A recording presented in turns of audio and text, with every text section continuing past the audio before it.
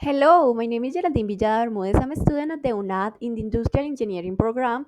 This is my ID, and I'm recording this video for the Statistical Inference course.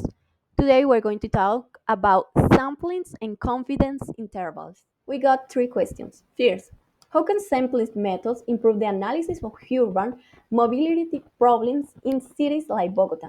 Sampling methods are really helpful because they let us study a large population without needing to ask everyone. In cities like Bogota, where millions of people move around every day, it could be impossible to collect data from each person. Instead, we can use different sampling techniques to select a group that represents the whole city. For example, we can choose simply from people traveling at different times of the day or from different areas like the north and the south. By doing this, we can understand traffic patterns, the main problems with buses, or even how safe people feel when traveling.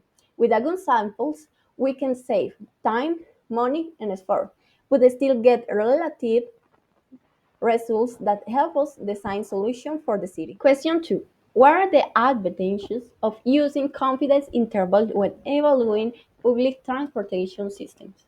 Confidence intervals are useful because they don't give us one single number. They give us a range that shows how relative our results are. For example, if we calculate the average waiting time for a bus, the confidence interval can tell us something like we are 95% sure the real average is between 10 and 12 minutes. This is important because in real life data is never perfect.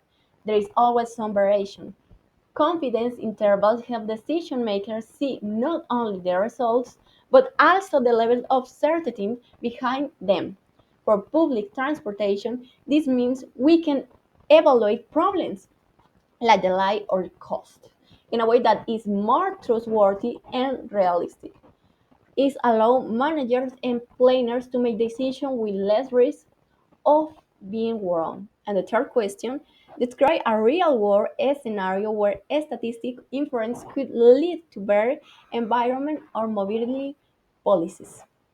Imagine if Bogota wants to reduce air pollution caused by traffic. The government could collect data from different neighborhoods about the number of cars, level of pollution, and people use of public transport. Instead of studying the whole city in detail, they could use a sample and apply a statistical inference to predict how the whole city behaves. With those results, they might discover that pollution is much higher in areas with fewer bike paths or where buses are overcrowded.